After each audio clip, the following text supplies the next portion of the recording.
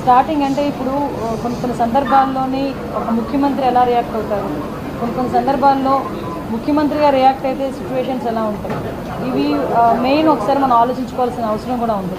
ఎందుకంటే ఈ మధ్యకాలంలో మీరు జరుగుతున్న మొన్న ముచ్చుమర్రి ఇష్యూ మనకి అందరికీ తెలుసు. నంద్యాల జిల్లాలోని ముచ్చుమర్రిలోని ఒక చిన్న పాప 9 ఇయర్స్ బేబీ అమ్మాయి అత్యాచారానికి గురయ్యి అమ్మాయి హత్యకి గురయ్యింది.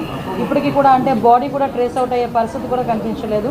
సో ఇటువంటి సిచ్యువేషన్స్లోని మాట్లాడేటప్పుడు కూడా చాలా క్లియర్గా ఇటువంటి సంఘటనలు ఎందుకు జరుగుతున్నాయి, ఇది ఒక ఎత్తు అయితే నిన్ననే మనం చూసాం ఒక 6 నెలల పసికందు నిజంగా వాడిని రాక్షసుడు అనాలో వాడిని ఏమనాలో కూడా అర్థం కాని పరిస్థితి ఉంది.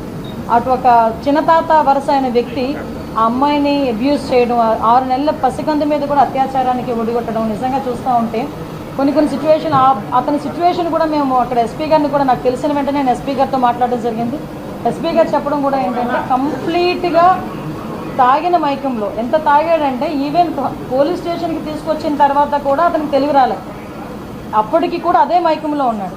అలాంటి మైకంలో ఆ పిల్లని చిన్న పసికొందిని అత్యాచారం చేసిన సంఘటన కానీ ఇవన్నీ చూస్తూ ఉంటే చంద్రబాబు నాయుడు గారు నిజంగా స్టార్టింగ్ ఇవే టాపిక్స్ ఎత్తుకున్నారు. మేము కూర్చున్న తర్వాత అసలు ఎందుకు ఈ పరిస్థితులు వస్తున్నాయి, ఎందుకు ఇటువంటి సిచ్యువేషన్స్ ఎందుకు మనం ఎదుర్కోవాల్సిన అవసరం వచ్చింది, ఎందుకు లిక్కర్ మీద గాంజా మీద డ్రగ్స్ మీద మనం ఎట్టి పరిస్థితులు ఉక్కుపాదం మోపాలి.